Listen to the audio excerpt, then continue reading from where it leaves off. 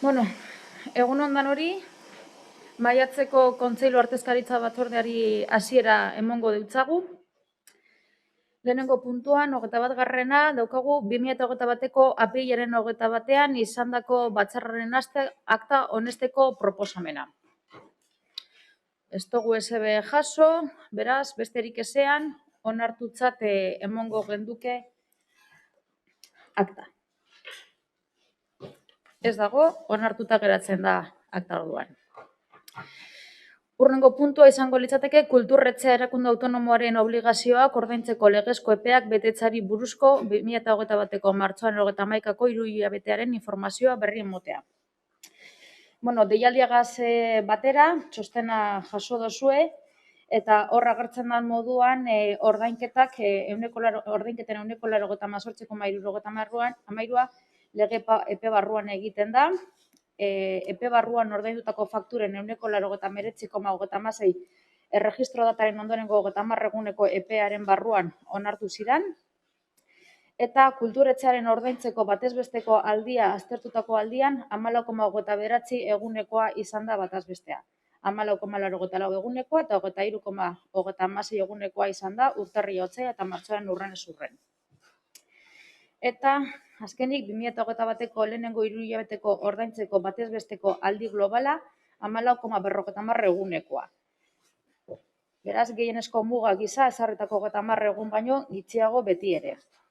Bueno, honegaz esan genke, legez ondo gabizala, eta hornitzailea be sasoiz jasotzen da bezala euren ordainak.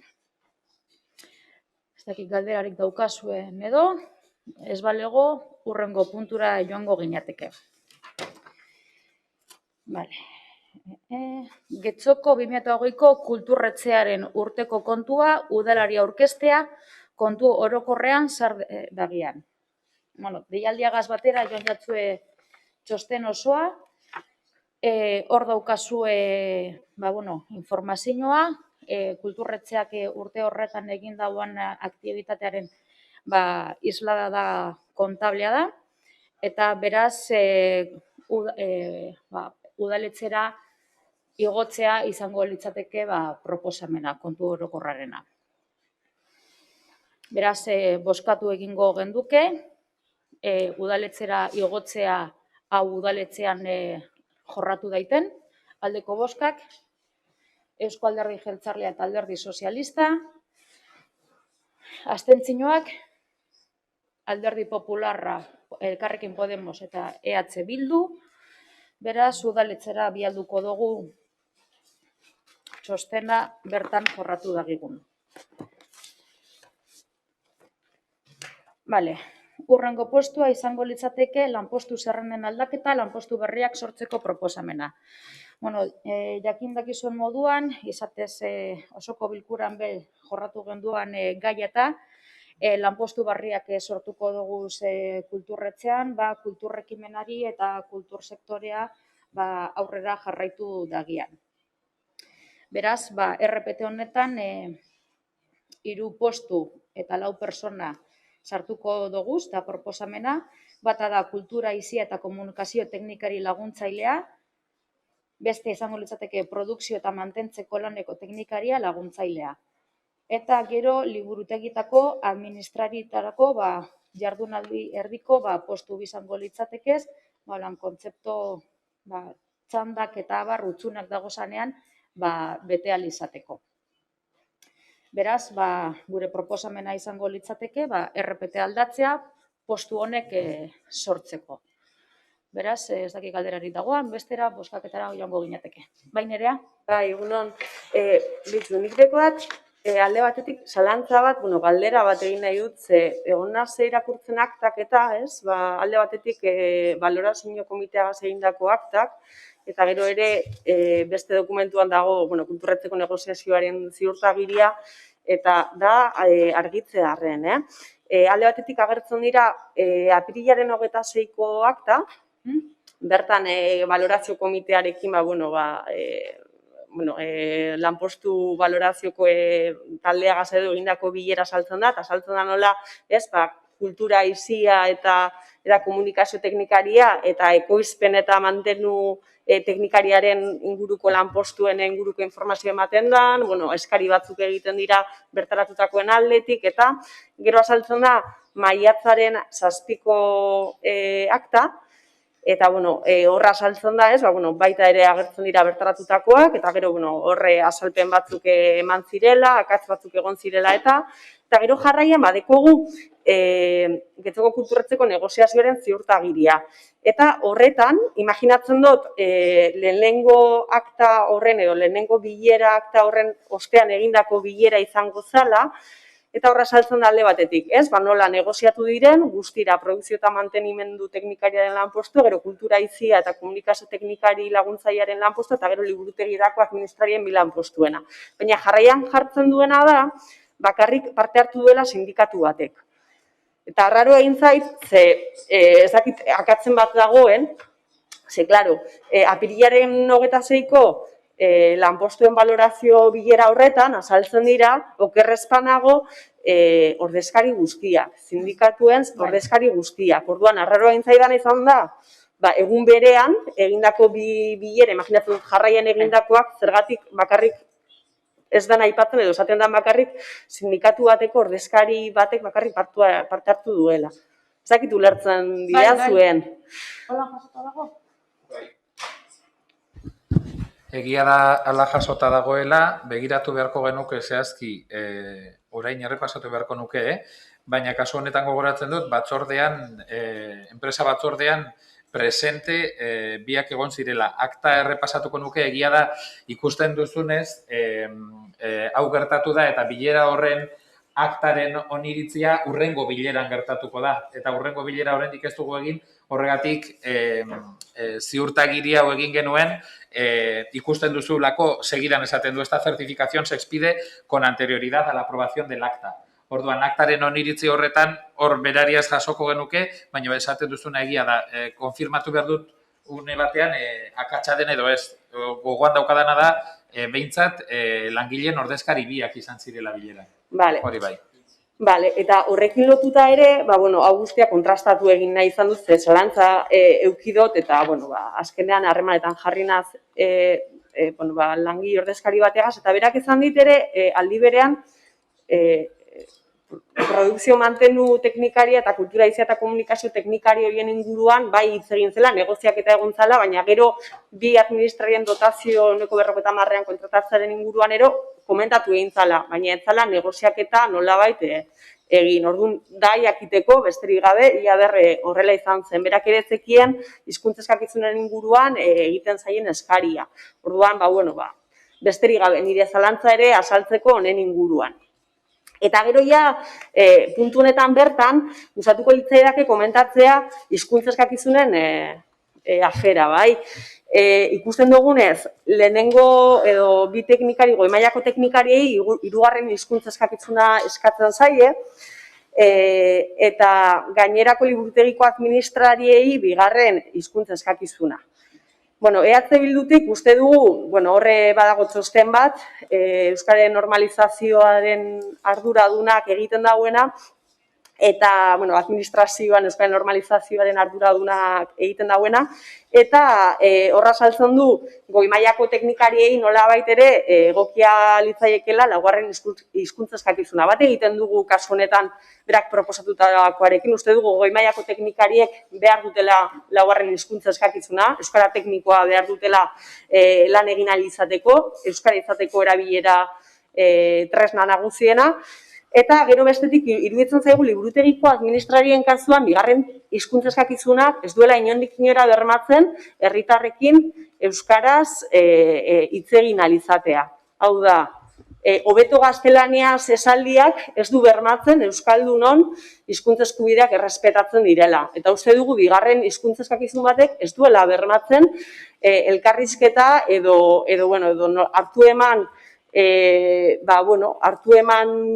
naturala edo hartu eman nola nahikoa izatea euskaraz. Horregaitik, gure kasuan uste dugu liburutegiko administrariek hirugarren hizkuntza eskakizun bat beharko luketela arazoarik herritarrekin euskaraz hitz egin ahal izateko, eta hori egunerokoan ikusten dugu. beti ere hori baldin bada kulturretzearen helburuetako bat ere bai, ezta? Euskararen erabilerari dagokionez, herritarrekin kulturretzeko espazio ezberdinetan langileek hitz egitea herritarren edo euskaldunekin euskaraz, ez? Beraz, hizkuntza eskakizunen alde inguruan ez gaude batere ados proposatzen direnarekin, gainera esan kultura izieta eta komunikazio teknikari laguntzai eta produkzio eta mantentzen laneko teknikarien kasuan, ez dago, parkatu, bakarrean produkzio eta mantentzen laneko teknikariaren kasuan ez dagoela derrigortasun datarik, horrek ere, ez du bermatzen, hizkuntza eskakizun hori benetan beteko denik. Eta bestetik esan dakoa, liburutegiko administraren kasuan, hizkuntza eskakizuna zaigu nahikoa iruditzen, beraz, horrela mantenduz gero, gure kasuan ezeskoa bozkatuko dugu horregatik. Eskerrik asko Nerea, hemen gauza batzuk argitzeko aldera, hemen goi mailako teknikaririk ez dugu proposatzen sortzerik, danak dire C1 niveleko teknikariak, bale? Egia da, guk honen inguruan erronka bat daukagu eta izan ere gure artean jorratutako gaia da. Irantzu, barkatu, euskeirazko zeran, kodean jartzen du azpitaldea. Bai, barkatu, lehen aiztuiat komentatzea hasikeran hor errakuntza dagoala, eta ikusi badozue hemen taula honetan, aurreko taulan, danak agertzen dira C1 moduan. Eta gero, bestean zehatzago egiterakoan, hor idazterakoan akatz bat eginda. Ez da ondo jaso hori, baina aurreko taulan danak agertzen dira C1 direla. Ez dakit ikusi dozuen. Ikusi dugu joan gara irakurtzera hemen euskeraz, eta ikusi dugu azpitaldea bizela, beraz horretik pentsatu izan dugu. Bai, horre hasieran komentatzen nukan, baina aiztu injak komentatzea, bale? Hemen taulakoak dira egokiak, eta justo horretan akatza dago. Beraz, danak dira C1-ak, ez dago goi mailako teknikaririk, baina C1-eko hildo horretan badago jende euskalduna, eta aurkitzen dira, eta badagoz, agiriak daukiezanak eta demostratu daikienak hirugarren eskakizuna betelekienak, baina produkzio eta mantentze laneko teknikari horretan, aurreko prozesuan eduki duguna musikebarriko zuzendari teknikoa izan daiten, hor itzelesko arazoak egon ziren, sektore horretan, gai horretan lan egiten da bezan personak euskaldun osoak izaterena. Horregaitik, eta hori komentatu zen sindikatuekaz, langileekaz komentatu zen, segaitik egiten zen hau holan, esateko hor ikusi dugu aurreko prozesuan holango perfilak betetzen dauzen jendeak ez dagozala, eta momentuz bete behar direla eta lan egin beharko dela. Baina horbe jarri gendu, komentatu zen batzordean bai, ez dugu gogoratzen balorazio komitean edo enpresa batzordean, baina azken finean langileen araldeko representanteak berberak ziren, bai esan genduan, egingo gendukela alegina horrek personak apurkan plantillan daukaguzanak sartzen direnak, apurkan euskalduntzen joan daitezela. Aukerak emonez, euskera ikasteko edo analakoa. Eta hori, langilekaz, langileen ordezkarikaz landu egin zen. Eta ez dakit besterik egoan, baina hori izango litzateke. Barkatu, eta ez da pentsatu derrigortasun datarik jartzea kasu horretan? Hori izanik asmoa, erakundearen asmoa, derrigortasun data horrek bermatuko luke momenturen batean pertsona horrek hirugarren hizkuntza eskakizuna lortu beharko lukeela eta ziurtatu ez.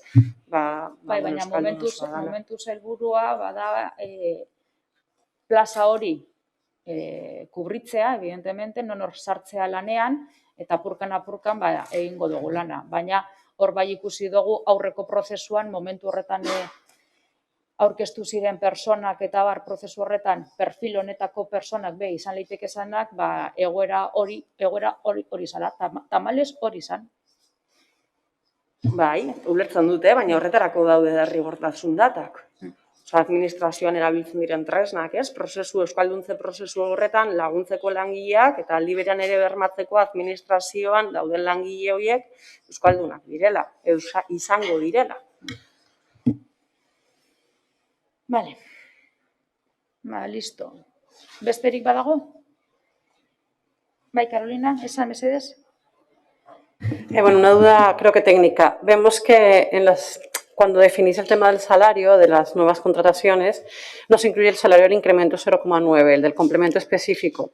La duda va porque sé que votamos después, hablamos sobre complemento del 0,9, pero no entendíamos si era el específico. Entonces es una duda técnica. Hau da prozedimentu pausoa baino ez da, Lehenengo postuak sortzen dira, eta behin postuak sortuta dagozanean, 0,9 RPT barri horretan dagozan postu barri guztiei egotzi egiten jake igoera hori. Orduan horregaitik dago puntu hau lehenago eta 0,9 azkenean. Orduan bozkaketara joango ginateke, aldeko bozkak, mesedez? Eusko Alderdi Jeltzalea eta Alderdi Sozialista, abstentzioak, Alderdi Popularra eta Elkarrekin Podemos, kontrakoak, EH Bildu. Beraz, onartuta geratzen da proposamena.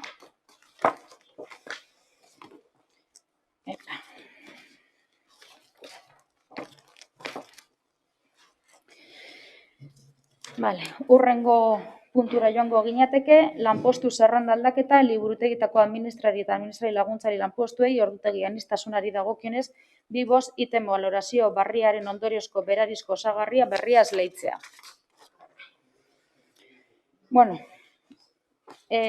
Danok dakizuen moduan, aurreko batzordean, erreposizio errekurtso batzuk jorratu genduzan, euretariko bat hau izan zen, eta hau onartu zen. Eurek eskatzen eben moduan, esaten eben eurek ezebela jardunaldi zehatz hori egiten, eta item hori barriro bozkatzea eskatzen eben.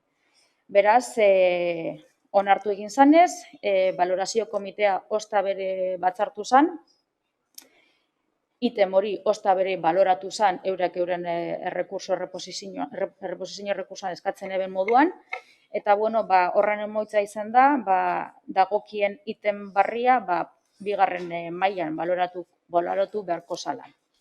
Beraz, hori da dakarguna puntu honetan. Galderari badago, bestera bozkaketara joango ginateke. Bozkaketara joango gara, aldeko bozkak mesedez, Eusko Alderdi Jeltzalea eta Alderdi Sozialista, abstentzioak, Alderdi Popularra, Elkarrekin Podemos eta EH Bildu.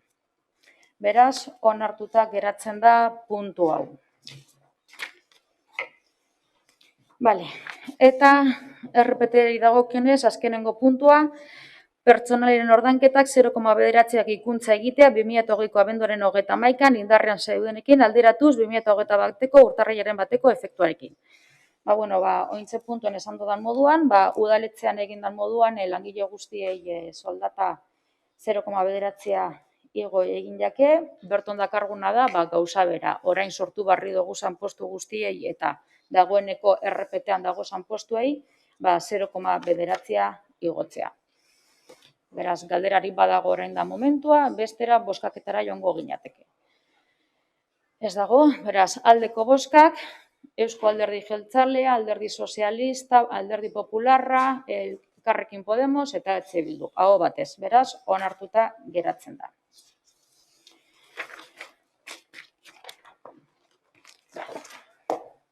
Urrapurtzu bat behar dut orain.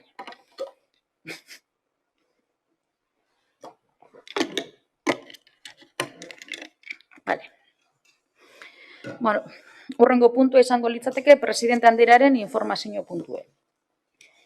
Deialdiagaz batera, joan jatzuez ilontan egon diren ekitaldien emoitzen edo asistentzian barri, hor daukazue, esan genke, hainbat ekitalditan, fluentzia nahiko garrantzitsua dela, beste batzutan, bueno, tematika gaitik edo eguna gaitik edo, flojotxo duzela, baina, bueno, orokorrean esan geinke, jentea badabilela kultur zirarragaz eta kulturan parte hartzeko asmotan be. Gero bialdu jatzue urrengo hilabeterako programazioa, beraz hor dagoena badaukazue eta parte hartu gura badozue eta ikusi, badaukazue berton agenda kulturaz disfrutatzeko. Ikusten dozuenez, danetari daukagu, esposaketaren bat, poesia, antzerkia, sarsuela, liburuen aurkezpenak, umentzako liburuak irakurtzeko sustatzeko programak, kontularien klubak, eta abar, eta abar. Gero, horren barruan ikusiko dozue, Getzoko dantzaren astea daukagula, eta Getzoko dantzaren astea, aurten herriko eskola eta akademiekaz bat lanean, erabaki da euren urteakabuko ekitaldia musikebarren egitea eta streaming bidez grabatzea eta emititzea. Eta gero, hori udaletxeko kultura atalean egongo da eskegita, familiek eta ikusi gure daben guztiek ikusi dagien, eta gero, behin, hor eskegita daukagunean, beste editatu egingo da bideoa, gero eskolei emoteko, oparitzeko, eta euren familia artean edo dana delakoa, euren agerraldea ikuskizuna, oroigarri gisa edo dana delakoa, oparitu edo erakutzi edo dana delakoa, eure hori, tangible hori eukidagien. Eurek eskatutakoa da, alkarregaz landuta dago gaia, eta beraz, holan egingo dugu aurten. Eta ia datorren urtean, egoera hobetzen dan, eta betiko moduan egin geinken. Gero, presidentaren informazio puntu barruan zan beharrekoa daukagu, aurten musikenerekin, bai musika eskolak zein, Andres Isasi musika eskolak zein kulturretzeak, hitzarmena idatzi dugula, helburu bikoitz bategaz, hau izango litzateke musikeneko ikasleak, hau da, Euskal Herriko Musika Unibertsitatea izango litzatekena, eurek ikasleek esperientzi profesional bat bizitzea, espazio profesional baten, eurek euren ikasketa prozesu horretan profesionalizaziorako bidea eta holango areto handi baten egoteko esperientzia euki behar dabelako euren hezkuntza prozesu horretan. Eta beste alde batetik, getxotarrek holango kontzertu politak, ederrak eta kalitate dunak disfrutatzeko aukera euki dagien. Beraz, egunotan daukazuen, maiatzan, zapatuetan, goizeko 12 aldera izaten dira kontzertuak, beraz, musikeneren agerraldiak disfrutatu gure badozuez hor eukiko dozuez musike barrin. Gero, jakin dakizuenez Getxoarteko beka martxan euki dugu, beka hori eskatzeko epea amaitu da, eta esan beharrekoa da, inoiz baino eskari gehiago jaso dugu zela, rekord bat egin dugu aurten, eta 23 eskari jaso dira, getxotarrak, zein kanpokoak, eta horretatik 17 emakumeak dire, eta besteak gizonak. Orain, lan gogorra eukiko dabe tribunaleko kidek, hain zuzen Nobeba Linaza, Usoa Fulloando eta Getxoarteko kulturretzeko arduraduna, eta ebazpena hilen akaburako egonda egitea espero dugu, eta ikusi dugunez, ondino Getxoartek tiroia dauka, eta artistek erreferente moduan jotzen dabe, beka honetan parte hartzea, parkatu.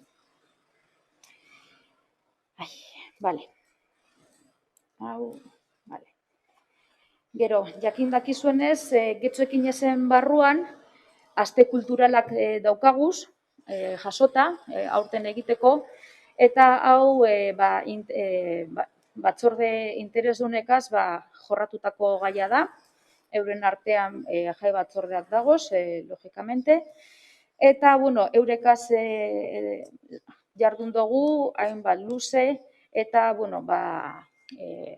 justo maiatzaren 9 agertu diren barrikuntzakaz Eusko Jaurlaritzako dekretutan, hainbat gauza egin ahal izango dugu, eta adostu dugu zelan egingo duguzan. Aukeratuko dira jaietatik kanpo dagozan datetan, leku finko bat, eta hor dekretu jasotzen dauzan eta elkarregaz adostutako ekintzak egiteko aukera. Beraz, deialdiara azkenengo flekuekaz dagoz, eta alik eta lasterren publikatuko dugu, alkartek parte hartu dagien deialdi honetan, eta holan herri kultura eta herritarren parte hartzea sustatzeko asmoagaz be. Eta jakin dakizunez maiatzaren 9ko dekretuaren arira, kulturretxeak dagoeneko bere ordutegiak egokitu dauz, zerbitzu gehiago emon ahal izateko, eta lehen dekretua zala eta ezin ziren ekitaldiak egin, orain osta bere martxan jarriko dugu solango ekimenak, eta alkartek euren orain arte ezin eben esan gauzak egin ahal izateko, horrek espazioen lagapenak eta osta bere martxan jarriko dugu. Beraz, dekretuak urten ahala, gu egokitzen hasten gara gure jardun kulturala.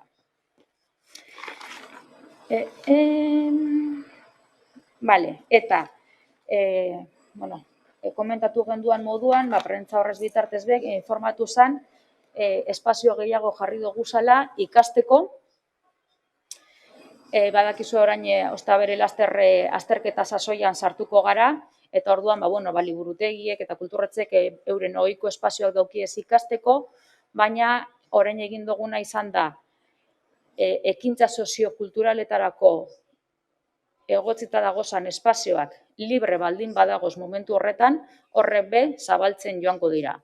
Baina, evidentemente, egun zehatz horretan, ordu zehatz horretan, alkarteren batek gela hori erreserbatuta badauka, ezin izango da jarri, baina libre badago, jentea sartu ahal izango da ikastera. Eta holan, behintzat apurkan ia bertoko ikaslek aukera gehiago dauki esan ikasteko. Eta, oin dela hilabete batzuk, justo pandemia baino lehenago eta pandemia sartu zanean, euki genduzan tailerren kontua gogoratzen dozue, geratu ginela horre zintzilik geratu zan tailerren kontua, aurreratu genduan. Barkatu, sartzeko galdera aurretik ikasgelen inguruan esan duzuna. Hor, ikusi dugu dekretutan, zegoela getxo bat institutua irekitzeko aukera ikasgela moduan erabiltzeko bai asteburutan eta bai arratsaldez. Hori martxan dago, esan digute, jakin dugu ez dagoela martxan, eta ikusi dugu prentsa horra atera dela, irekiko direla gelak, ekitaldien arabera, eta hori, eta bagenekien kontratua dagoela, kirikekin hain zuzen, eta hor jartzen du, arratsaldez eta asteburutan irekiko dela getxo bat.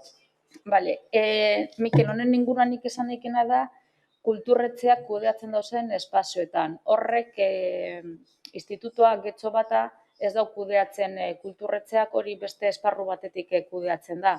Beraz, nik ezin dut erantzun, bale? Ez daukat informazio zuzenik horren inguruan ez daukat, guk ez dugu kudeatu hori, beraz, urrengoan izan beharko luke, bale? Bai, eta gero, ez galdetzarren eta jakitarren, nola publikadan eta norbait ikusten egongo da, gelen erabilera zehazki nola da, hau da, adibidez jarrita, irekitzen duzu gela eta ekitaldiren bat badago edo elkarte batek eskatu baldin badu gela jendea atera behar da edo nola da funtzionamendua? Bizuta dago, bai. Normalean gu badaukagu zerrenda bat jendeak edo alkartek erreserbatu dauzan espazioakaz. Beraz, 210 gela, adibidez, gaur okupatuta badago, alkarteren batek erreserba egin dagoelako edo eragileren batek erreserba egin badau, gela hori ez da jarriko. Baina 212 libre badago, horretara bideratuko dugu. Okupatuta badago ez da zabaltzen, evidentemente. Baina libre badago, bai sartzen da jentea. Bai, galdera, ulertzen dut, dinot, horren egutegi bat dago ikasleentzako adibidez, Ez, momentuan da, ze, klaro, bezperan alkarteren batek eskatzen badau espazioa alkarteari emongo jako. Bale. Ulertzen duzu? Bai, dinot, azkenan planifikazio egiteko ikasteako orduan, jakin baldin badizu, daudela 200 plaza, eskaintzen diren 200 plaza, eta bi haragian eskiniko dira 100, adibidez, horre ikusteko... Egunero eskaintza ez da berbera. Bale. Osea, gaur gela bi egon daitekez okupatuta, danak egon daitekez okupatuta, edo batabez. Orduan, hori izango da demanda, egunean zu hor aurkezten zara, RK erasoaz, liburutegi erasoaz. Ikusten duzu, dana okupatuta dagoela, atezainaren gana soaz, eta badago gelarik libre ikasteko, eta esango dutzu, bai, 210 zabalik dago, eta joan zaitekez. Edo, danak dagoz okupatuta, ez dago leku gehiagorik. Izan daiteke. Bale. Ze egunean aldatu egiten da gelen okupazioen volumena. Bai, Carolina. A raíz de esta pregunta me surge una duda. Entiendo que a veces esos espacios si lo van a usar asociaciones, lo pueden usar para reunirse o lo podrán usar para hacer alguna actividad distinta. Entonces, entiendo que el mobiliario que se utiliza para los estudiantes es uno, que entendemos que es su mesa para estudiar, pero para las asociaciones igual es otro. Esto con esta espontaneidad que nos acabas de definir, ¿cómo lo vais a empastar? Porque digo... O sea, una asociación igual va a ser una charlita pequeña y solo necesita sillas, pero los estudiantes necesitan sus pupitres para estudiar cómodamente. Entonces, viendo que vais a usar para varias situaciones las aulas, ¿cómo lo van a compatibilizar? Gela horrek ez dagoz ekipatuta formato honetariko jesarlekuekaz, esmaiagaz, ez dira holangoak. Gela guzti horrek dagoz ekipatuta, mai desente batzukaz eta aulki kopuru nahikoagaz. Beraz, igual, mai baten, persona bakarra dago, edo bi egon daitekez, COVID protokoloak betetzen, evidentemente. Beraz, alkarte batek igual, mai guztiak eta aulki guztiak bastar baten jartzen dauz, baina gero, amaitzen danean euren jarduna, dagokion egoerara bueltatu behar da bez maiak. Beraz, ekipatuta, gela horrek badagoz ekipatuta. Bai, batzar normal bat egiteko, zein ikasteko, edo banala. Bai, Xabik esastuko dago gozatzuren bat. Por concretar la información, cuando una asociación hace una solicitud y como ha indicado la señora presidenta en este caso, nos indica cuál es el uso que va a hacer de la sala. Y nosotros lo que hacemos es, mediante el personal de conserjería, establecemos la sala con esa disposición. En este caso, como vamos a esperar hasta el día anterior se hará la planificación correspondiente. Por tanto, no es improvisación, sino un gran ajuste en el tiempo. Lo que significa que, tal y como indicaba, si a la mañana una sala está ocupada para una actividad siempre dentro del decreto actual, y eso sí que me gustaría subrayarlo, porque obviamente, únicamente permitiremos aquellas que se establecen dentro de las nuevas restricciones del decreto. Prepararemos la sala a tal efecto. Cuando se termine, la sala se procede a limpiar, por eso también hemos tenido que modificar los horarios y se vuelve a poner en la disposición. Si en este caso va a ser para estudio, disponemos de ese mobiliario y es el personal de conserjería quien preparará las salas. Son los propios conserjes los que las preparan y los que sabrán en cada uno de los casos cuáles son las salas disponibles cada día. ¿Vale? Vale. Orduan, urrengo puntura joango ginateke informazioaren atalaren barruan, badakik galdera bat dagoana, nik labur esateko neukasan hemen gauza batzuk, zuek galderak handitu dozu, zuek galderak gehiago sartu dozuez nik aurre ikusita neukana baino, beraz, zuek ikusi puntu honetan jorratza gura dozuen dana, ala gero ja aparte egiten dugun, gura dozuen moduan. Igual, hobe galderari erantzuten badiazu ondorengo apartatuan, hori esan da galdera, ez? Ni nahiago nuke nik galdera irakurri eta gero ondoren zuk informazioa eman. Posible bada. Nik Horrein emango duzu. nik informazio labur bat emoteko asmoa neukan, baina zuek gero galdera gehiago egin dozu ez. Vale? Orduan, gure dozun moduan, puntu honetan nik emango dut informazio laburra eta galderarik egin gure badozue ondo, eta gero ja urrengo puntuan ez genduke jorratuko gaia. Vale? Bueno, oin urte bete gitzi gora bera, arian gehitzu lehenago, azaldu gontzuen asmoa geunkala tailerren inguruko kontratua gaia jorratzea. Eta horretarako lizitatzera atera behar genduala tailerren programazioa 2018an lege barri bat sartu zalako kontratazio legearen inguruan. Eta orduan, gure asmoa zen, kontratazio legeak esaten ebanari, amoldatzea edo legeagaz bat egitea. Orduan, gure helburu nagusia zen, jendea pozik dagozan tailerrakaz, ondino aurrera ataratzea, eta konkurrentzia ahalik eta gehien posibilitatzea, ezta? Legeak markatzen dagoen moduan. Baina beti ere, gaur egun parte hartzen dagozan irakasleak parte hartzeko. Orduan, egin duguna izan da, lizitatu eta loteak atara. Holan, loteka aurkeztuz gero, gaur egun dagozan irakasleak aurkeztu daitekez eta beste batzuk bere bai. Eta beti irabaziko dau, aukerarik onenak emoten dauzan eskaintzak. Horren helburua da, alde batetik legeagaz bat egitea, hizkuntzaren irizpideak sartu doguz deialdian, beti ere interesgarria ikusten dugulako publiko barriak sartzea eta euskaldunak direnak bere. Pen asko emoten euskun, euskeraz ataratzen genduzan kursoak, batzutan bertan bera geratzen zirelako, jenterik ez egoelako. Orduan, egin duguna izan da, perfil barriak bilatu, kurso tipologia barriak bilatu, hizkuntza eta publiko barriak lantzen dauzan irizpidekaz. Beraz, hori da egin duguna, legeagaz bat egin, eta tailerren programazioa deialdira atara, konkurrentzia egon daiten. Eta ez dakit, gehiago gure badozun, Mikel, edo... Ez dakit gero edo orain, guk eskatzen genuen horren inguruko txosten izogan, ez dakit tailerren inguruan jendearen, zuek egindako azterketarik eta baldago...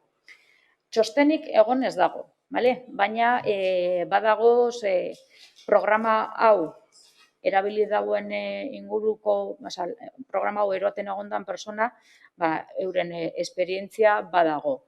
Eta beraz, persona horrek, gai honek tratatzen dauzan langileak, normalen zaten dau.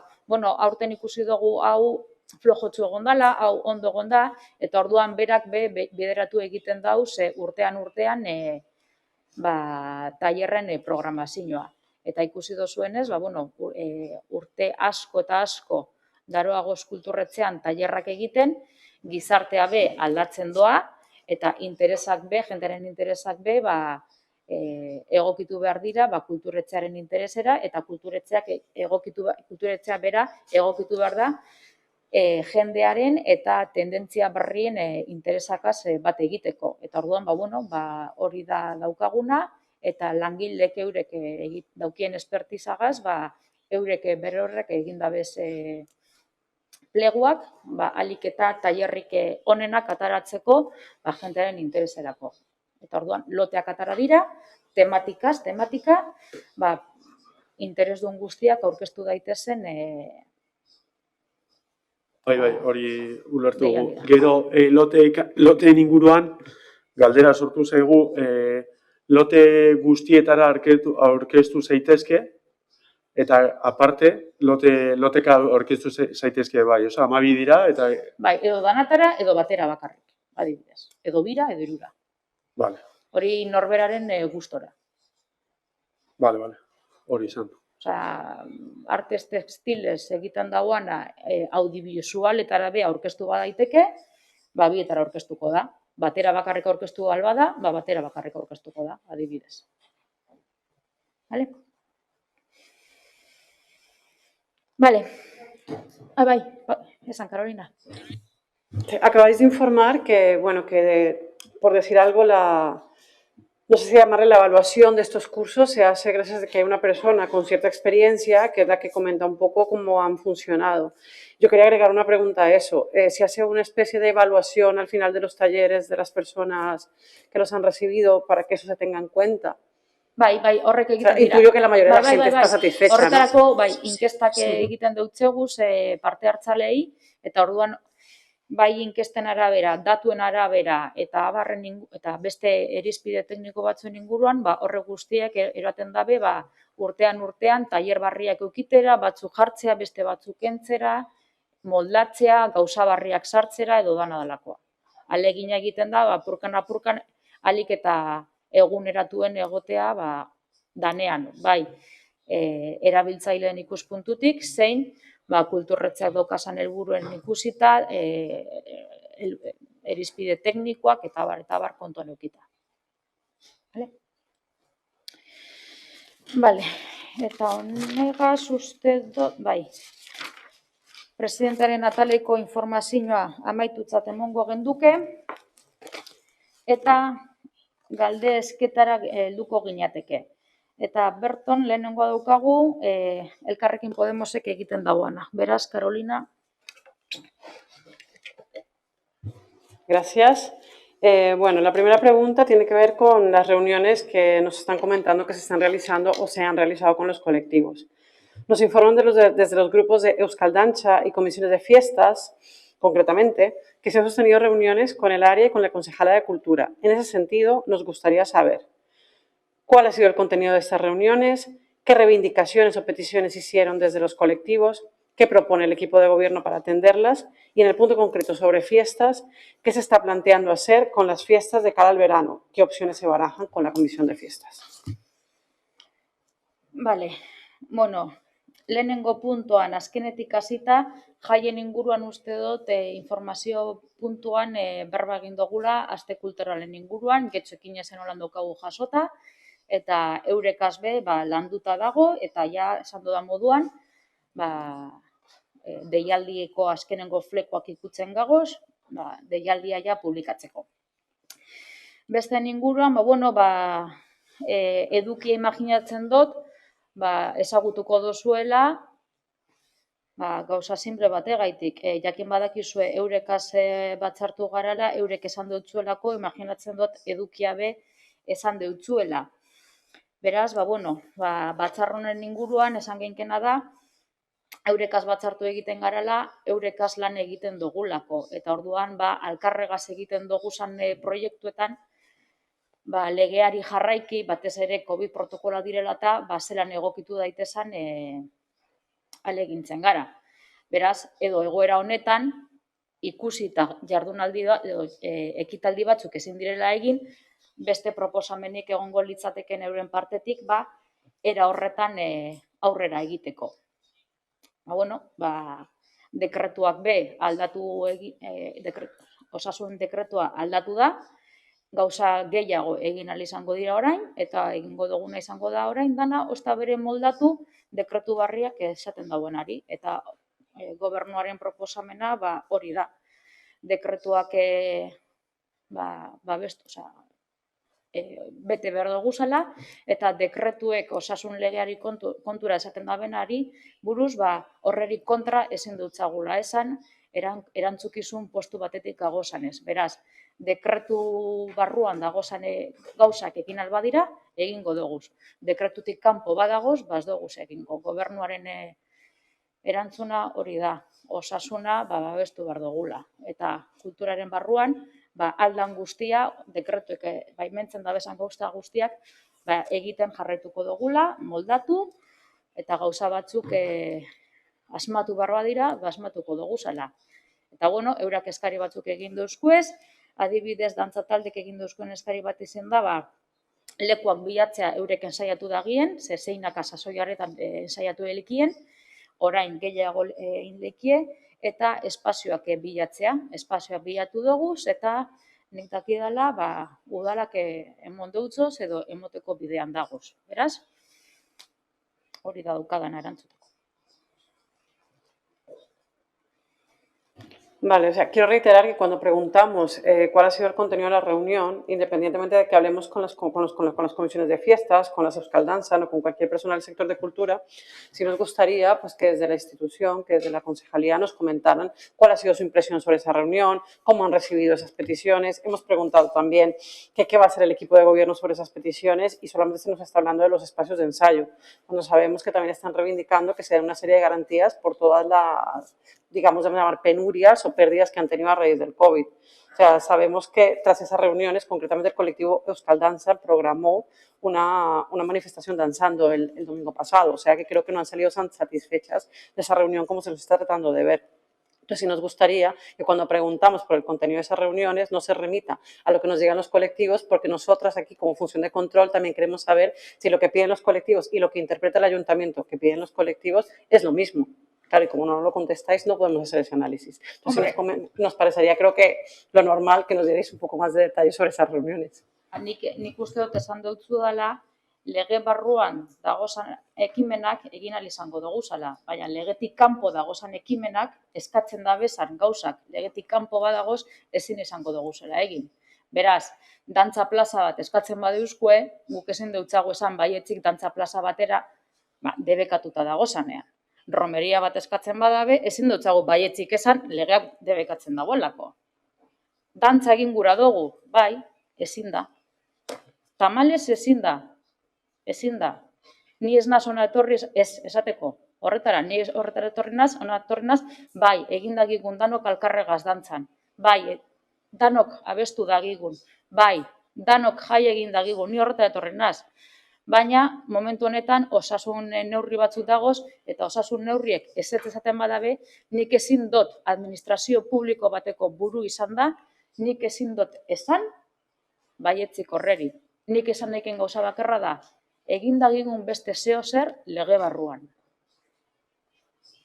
Eta eskatu deuzkuena izan da, lege barruan dagoana, espazioak. Eta espazioak bilatu doguz, eta nik dakidan puntura arte, emon deutzaguz edo tramitean dagoz. ¿Sabemos qué locales son ya?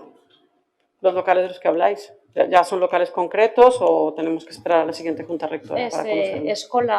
Eskolatako espazioak dira, patioak eta holangoak. Baldintza zehatz batzutan eta bar.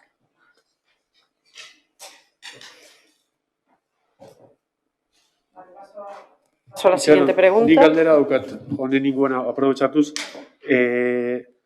Aurre ikusi duzue aurrera doan, ez dakit, atera duzue dekreturen bat, edo hitz egin duzun dekretuan inguruan da, Eusko Jaurlaritzak ateratako dekretua, eta hor agertzen diren baldintzak, bete behar direla. Gero zuek aterako duzue, suposatzen dut, deialdia, ez, eta laizter aterako dela, jendea apuntatzeko, esan duzu. Vale. Aurre ikusi duzue hor egitea, egoera aldatzen joango da, suposatzen dugu hemendik eta hobera egingo dugula. Aurre ikusi duzue aldatzea zehozer, hau da, aukeran baldin badago, claro, zuk atera guzu orain, Eusko Jaurlaritzak indarrean daukan dekretuaren araberako baldintzekin. Baina agian uztailean edo abuztuan egoera ezberdina izango da, eta agian egin litekeena da beste erabateko aste kulturalak egitea, edo aurre ikusi duzu egoera aldatu daitekeela, eta agian irabazi duten elkarteek eta horrela nahiko dutela beste erabateko aste kulturalak egitea eta horren arabera aldatzea. Aurre ikusi da flexibilitate bat, baina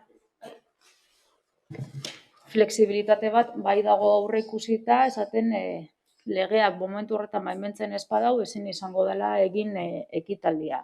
Beraz, egoera baimentzen badau eta onura edo deialdiaren helburuagaz bat egiten badau, hor enkajatu ahal izango dira, ala ez ikusi beharko da momentuan zelango enkajeak egin daitekezan. Orduan, posibil izango da eguneratzea egoeraren arabera. Proposamenaren arabera, ez dakigu zer futurible horrek gauza zehatzak ez badira gatz erantzun daitekez. Zer aldatuko da, ze ekintza proposatuko dabe, ikusi beharko da. Zer dan proposatzen dana eta bat egiten dauan. Ikusi beharko da.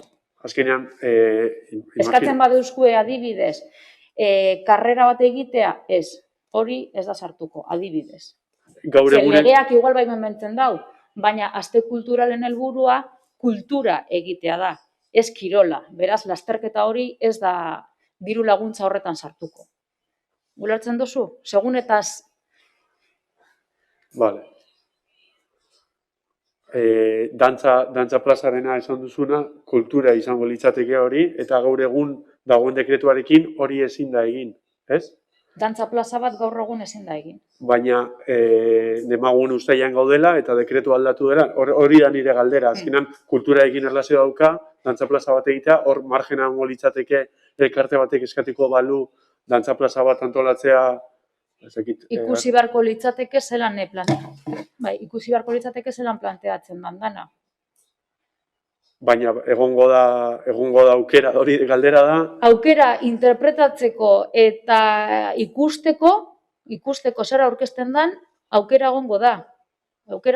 Baina nik ezin dut esan, ez bai borobil bat, ez borobil bat. Egoerara ez gara heldu.